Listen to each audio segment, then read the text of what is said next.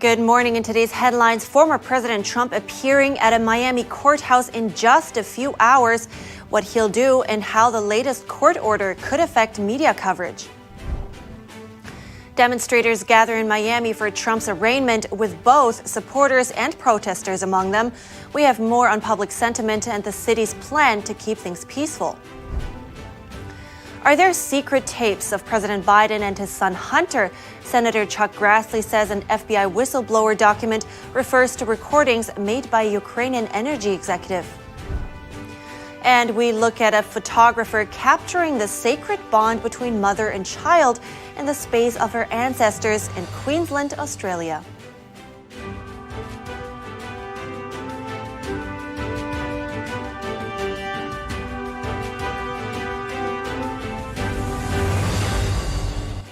Good morning, everybody. Today, I am Evelyn Lee. Today's Tuesday, June 13th, and we have big news topping today's program.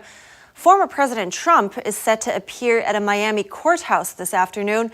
He's facing federal charges for his handling of classified documents. Joining us now is NTD's Iris Tao on the ground. Iris, what are we expecting to see today? Good morning, Evelyn. So in just a few hours, former President Trump will arrive at this federal courthouse right behind me for his arraignment slated for 3 p.m. Eastern time. And there are a few things that we do need to know here. First, regarding what Trump will do, he's going to arrive here most likely under very heavy security presence. And he's either going to take the underground tunnel to be more low profile, or he's going to take the main lobby entrance. But regarding what he will do inside, so once he's inside the courtroom, he's going to have charges against him read to him by a judge, which again would potentially include allegations such as that he willfully retained classified information on national defense, conspired to obstruct justice, and made false statements.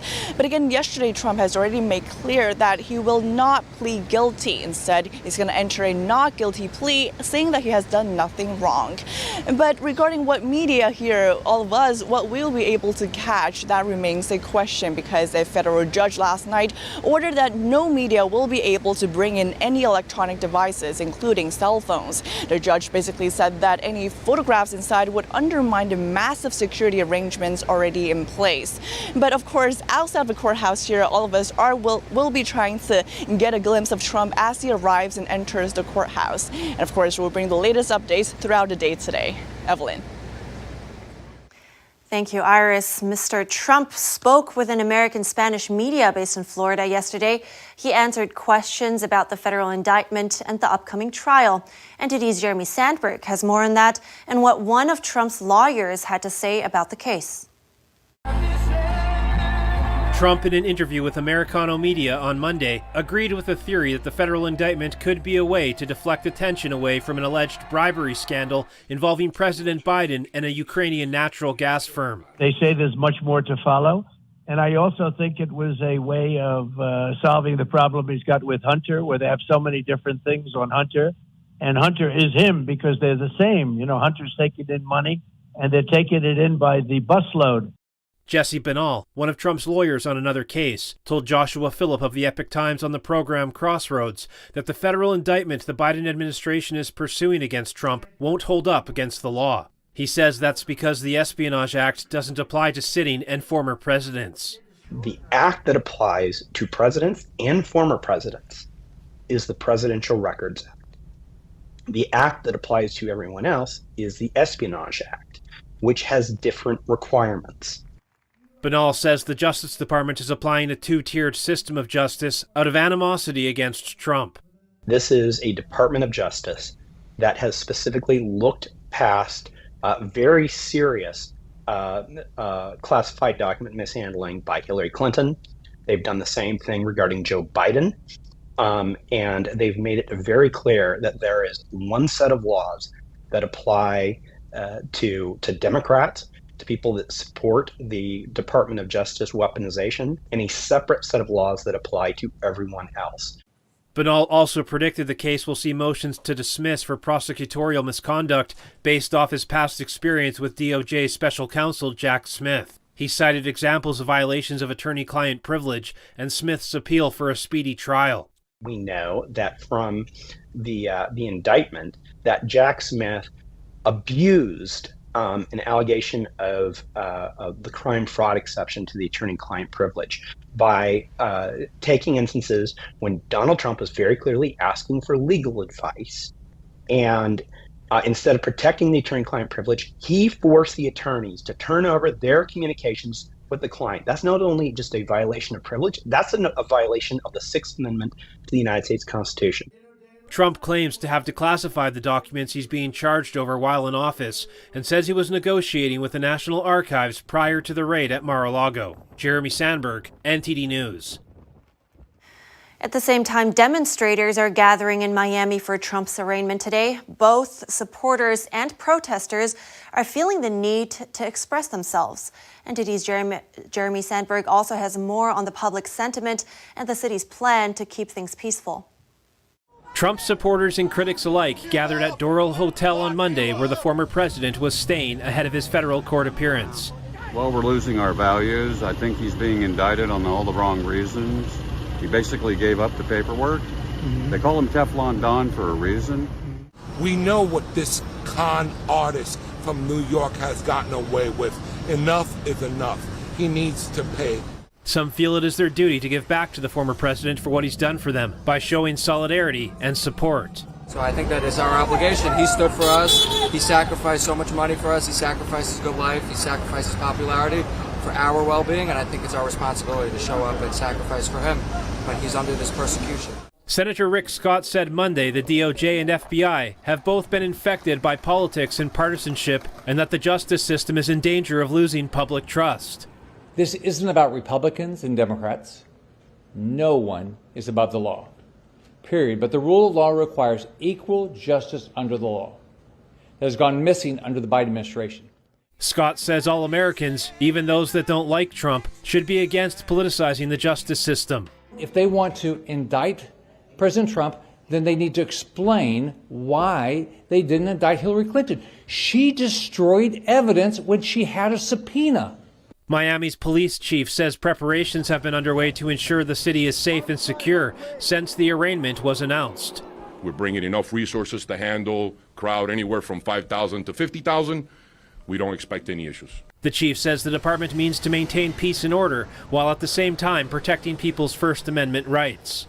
Make no mistake about it, we're taking this event extremely serious. We know that there is a potential of things taking a turn for the worse, but that's not the Miami way.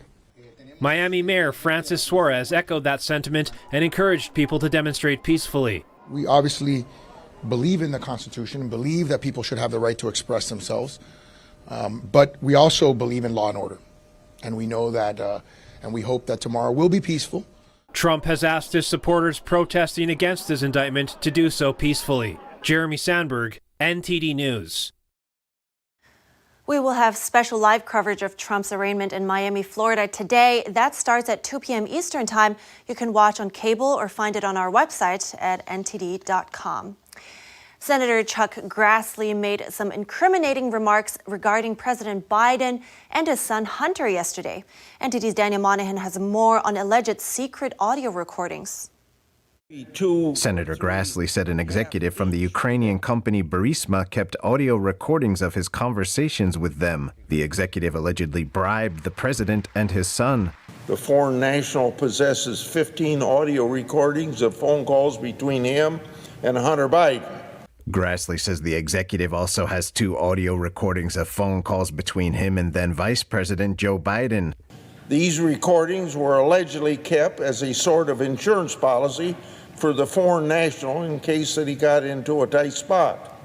Grassley says he got the information from the FBI-generated 1023 document, which contains a whistleblower's testimony. A redacted version of that report was recently made available to Congress for reading, but Grassley stated he read the unredacted version, which has the information about the secret recordings.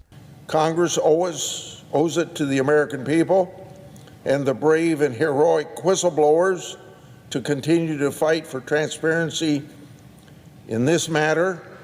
The senator is calling for the unclassified document to be made public without redactions for the American people to see. In related news, the House Oversight Committee has issued a subpoena to a Hunter Biden business partner named Devin Archer. The committee is especially interested in Archer's involvement in the Biden family's international business deals. That includes business in countries like China, Russia, and Ukraine. Daniel Monahan, NTD News. Up next, the founders of the Marriage Restoration Project told us what the most common problems in marriage are and how to fix them. And sticking with the theme of marriage, one woman says she's found happiness leaving her career and becoming a housewife. She says she and her husband always put each other first. That's after the break.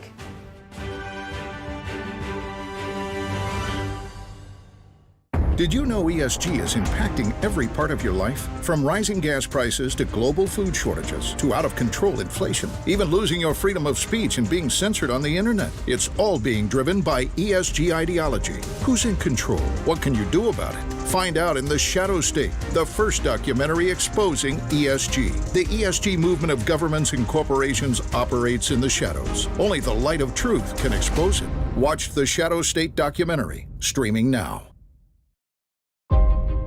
The lasting beauty of realistic oil painting.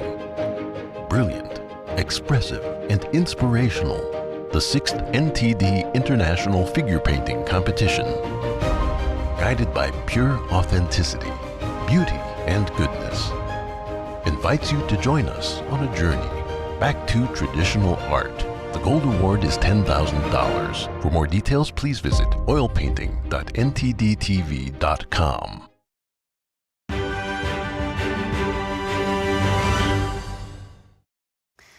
Welcome back. That famous statistic that almost half of all marriages end in divorce is sadly true, but when it comes to second and third marriages, they fail at much higher rates. I spoke to Rabbi Shlomo Slatkin and his wife, Rivka Slatkin. They are counselors and founders of the Marriage Restoration Project. I asked them what the most common issues are among couples and how to fix them. Watch. Communication is really, I would say, the main issue that everybody has, because nobody's coming to counseling if they know how to communicate. Because if they know how to communicate, they wouldn't have any issues. But the truth is that communication is really more of a symptom of the greater issue, which is the lack of feeling safe connection. Because communication is how we interact with someone else, whether it's through word or through nonverbal. That's how we express ourselves to someone else. So when that's not safe, and that's not going well, then that means it's a symptom of not feeling safe with your partner. So we find that by learning how to create a safe process through which couples can interact with each other, that puts them in a safer, more connected place, which enables them to deal with all of the multitude of issues that come up in relationships. And that's what we learned how to do actually ourselves when we started counseling for our own marriage almost 22 years ago. And that's what Imago therapy showed us how to do, which was how to have a safe conversation. I saw that you described 3 stages of marriage. Can you go over them really quick with the challenges and the challenges that come with those 3 stages? Maybe Rivka, this one is for you.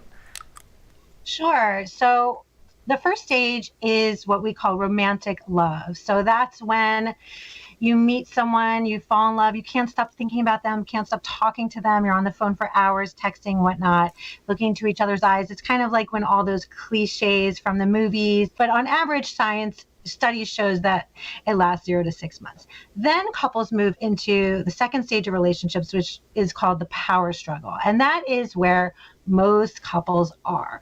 Now, in this stage, couples either decide to stick it out and kind of just have like a mediocre marriage, maybe an invisible divorce where they're kind of like roommates and not soulmates, or they actually decide to get divorced in this stage. So that's the power struggle. And then what most people also don't realize is there's a third stage. So a lot of times people get stuck in the power struggle and they think, gosh, I made a mistake. Like this is not who I thought I married. And that's when a lot of people decide to call it quits. But really there's a third and final stage called real love or the conscious marriage. And if people can stick it out through the power struggle and learn how to make it through past it, they can get to the third and final stage. But what the conscious marriage does, and the work we do with couples, is helping them become aware, why is this bothering me in the power struggle so much? Is it just a coincidence I married this person who doesn't listen to me or is not patient? Or is there something deeper there? And when we become aware that that's actually a trigger, it's really 10% what my spouse is doing to me and 90% my own issues from childhood, from the past that I'm bringing to the table, then when we become conscious, your spouse is no longer the villain. And then your spouse also no longer feels threatened and criticized. They can actually step up and meet your needs. If we view the power struggle, it's inevitable, it's to be expected. And the romantic stage is not reality. The romantic stage was only to get you in the door, because if couples knew what they were getting into in the power struggle, nobody would get married. So you need to have that anesthesia to kind of get you in the door to commit to this person before you start seeing all of their, the ugliness. Yeah, Harville Hendricks, who's the founder of Imago Therapy, calls romantic love nature's anesthesia. Exactly, it numbs your senses because you just feel so good with all these wonderful chemicals. That's so interesting. Nature's anesthesia. All right. Thank you so much, Rabbi Shlomo and Rivka Slatkin. I think that was very insightful and valuable tips. Thank you so much. You're welcome. Thank you. Our next story is a blast from the past. It feels like something right out of the 1950s. We hear about a trad wife or traditional wife who found happiness in an old-fashioned marriage. She says she made the decision to be the perfect housewife and care for her husband because it's her purpose. Check it out. What makes a fulfilling marriage? Well, for Esty Williams of Richmond, Virginia, traditional gender role. So the husband is the provider, and he takes care of the family financially. And the wife, she's the homemaker, and she takes care of the cooking, cleaning, and we don't have children yet, but we will soon, and then obviously that will be a big part of my day. Williams used to attend college, pursuing a career in meteorology, but she says that left her unhappy. So she dropped out and met Connor, her future husband. She says they always put each other before themselves. What's the attraction? Well, I do believe that men are naturally drawn to more feminine, nurturing women, and that is a big role to accept as a woman. And being a homemaker and a traditional wife, you embrace that natural femininity. The trad wife life. It's more than an iconic 1950s hairstyle. For Esty, there are rules, like no friends of the opposite sex. Yes, we have always done that because I personally don't feel the need to have like a male friend, that unless it's his friend and we're all friends together, but there would be no reason for me to see that person without my husband. But it's a sign of respect, mutual respect, just like he wouldn't have female friends. They always go to the gym together because sometimes a wedding ring isn't enough to keep other men from making advances. And on big superfluous purchases, he always has the final say. He does the yard work and she the housework. I get the freedom to stay home and cook and clean and take care of my family. And I have the flexibility to incorporate my hobbies, my interests during the day, as well as make sure that my husband can be taken care of in terms of like doing the laundry, cooking the foods all from scratch. Her advice to other women: take dating seriously and pay attention, because your partner may very well carry those habits into marriage. Kevin Hogan, NTD News. Over to Australia now, where a First Nation photographer uses her skills to capture sacred moments. The artist wants to capture the spiritual link between mother and child by immortalizing them through photography, and she does it in the beautiful and serene landscape of her ancestral land. Let's take a look. Photographer Melissa Mills uses a traditional greeting to welcome families to her land in central Queensland. Located about 400 miles northwest of Brisbane, Carnarvon Gorge is a place of major cultural importance. We were always told it has a strong female story that surrounds it. It's very matriarchal space. Melissa uses her photography to capture the sacred spiritual bond between mothers and their children by inviting them to share the sacred space of her ancestors. When they're actually brought out into the world, they're still connected to us via the umbilical cord. That cord is always an invisible cord that will always connect that child back to that mother. Melissa's project Imprints was born out of inspiration from years of speaking to the elders. Mother Luann Fleming and her daughter Ashley traveled 250 miles to be photographed by Melissa. It's sacred, isn't it? It's what a privilege. What an honor to be asked to do it.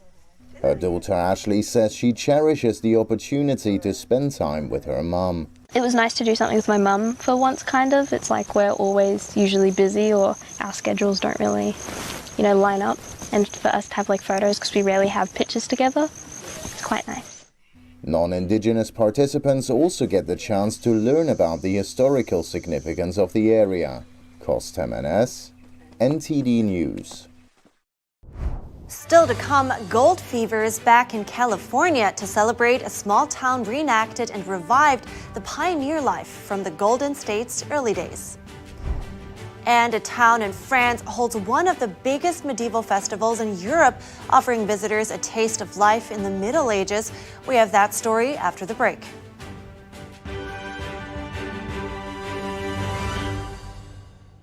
Shenyun Creations, the streaming platform from Shenyun, featuring world-class dance, past programs, and all original music.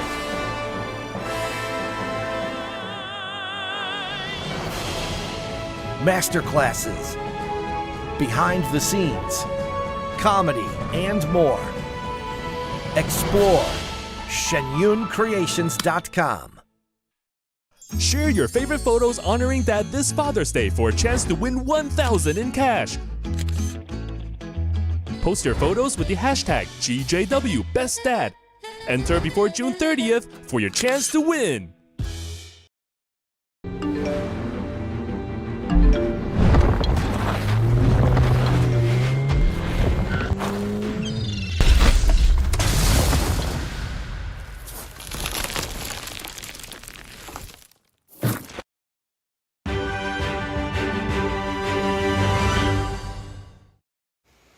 Good to have you back. This winter's abundant rain has revived gold fever in Northern California. There, locals reenact the pioneer life during the gold rush as visitors flock to town. NTD's joined in on the fun and heard more from the locals. The towns of Placerville and Coloma, California have a rich history for gold. This year's storm has people flocking to gold towns, hoping to strike it rich. Knowing this, locals hosted events to show newcomers what life during the gold rush was like. There's a little bit of gold with quartz. Some of it came out of the river, some of it came out of the hillside. It's just a lot of people forgot about the gold, and it's still right underneath us. Albert Falzel is the owner of Placerville Hardware, which claims to be the oldest hardware store west of the Mississippi. His family has owned the store for 70 years, and he is the third generation. This building was established in 1852 during the gold rush. They needed supplies, so they'd come right up here to the hardware store and buy all their metal gold pans, their buckets. They'd buy, their sluice boxes, their dynamite. We're just marshals making sure that the city is safe while the wagon train comes through. The wagon trains would come through after the 1840s. And the gold rush that started this town happened in 1848. In 1849, everybody started coming through. And by the middle of 1850s, this was a booming town. So people would be coming through here. Didn't expect this special event here in Placerville. It was a pleasant surprise to be here for these, one of its Wild West connection here. Just got bit by a rattlesnake last night, and I'm feeling pretty ornery now. Marshall Gold Discovery State Park is also presenting a living history program on the second Saturday of each month. Real piece of California gold right there. About 300 yards downstream was the original mill site of the Marshall Sawmill, which in 1848 James Marshall found gold in the tail race of the mill when it was under construction. It's a sawmill they built to mill lumber that never actually milled lumber because gold became more important. It's for the 175th anniversary since gold was discovered in California. The Hands-On History Day features many historical interpreters that teaches people how to pan for gold using 1850s type equipment. When you get heavy water flows and you start seeing stuff that's, 100, 200 pounds moving around the beach, that's when you know you've got a good gold year, or what you're really getting is a good turnover year. So you get a replenishment of gold in the river channel. It's not that it's not always there, it's just that it takes the large water movement to get it exposed again. So it makes it accessible to people with pick and pan. We learned on how to use a rocker and how there's like 2 to 3 miners using it all at once. You get to learn about what supplies you use and what they're called. Like up there's another stand where you can learn about horn spoons and scales and all sorts of different things about gold panning. Philip said one has to be patient to see results. He also says some of the purest is from California. It's still wonderful that we've got wine country, we've got rafting, we've got Gold Bug Park. Every little business down here is a small business still, and so, we all support each other, and it's just a really great community to live in. They say they just want to share the excitement with others and hope to preserve the history for the future generations. We have some more history for you today because the Middle Ages haven't gone out of style, at least not for the 100,000 people who paid a visit to a medieval city near Paris over the weekend. They had the opportunity to explore medieval dance, crafts, and clothing. NTD's France correspondent David Vives takes us there. In everyday life, Martin Grave is an IT project manager. But every once in a while, another side of him shows up, a medieval knight of the Crusades. The 13th century was France's golden age because we had great kings like Philip Augustus and St. Louis. We're right in the middle of the Crusades period, too. I've been fascinated by history ever since I was a kid. Since 1984, the fortified medieval town of Provence has held one of the biggest medieval festivals in Europe. And like Grave, around 105,000 visitors came to Provence over the weekend to get a taste of Europe in the Middle Ages. The festival features full-scale historical reenactments of the Champagne fairs and camps, and features medieval craftspeople, builders, and dancers. And the music can be 1,000 years old, but it's still very effective at getting people to dance. What we love is, of course, performing the songs together with friendly musicians.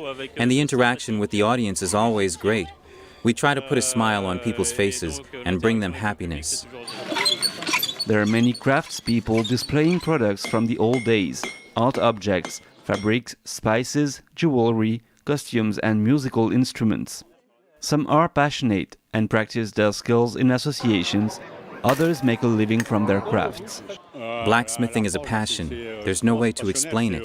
It comes from the inside. It's like alchemy, using the elements. Water, earth, and fire. You start working on the metal, you transform it into something else. It's like someone who's writing, who starts with a blank page. This arrow here will be used to tear the sails of the boats, to slow them down and immobilize them. Here you have the knuckle cutter. This is an arrowhead used to stop cavalry. Here's the incendiary arrowhead. It's used to set fire to anything that can burn. And another possible use was as a poison, to poison a well. Provence and its fortifications were built during the 9th century, and the city was designated a UNESCO World Heritage Site in 2001. David Vives, NTD News, Paris. Incredible what history and tradition has to offer. We're wrapping up today's program right here. You can write us at goodmorning@ntd.com if you have any feedback or thoughts that you would like to share with us, of course. That's it for today. Have a great day. Thanks for watching. I'm Evelyn Lee.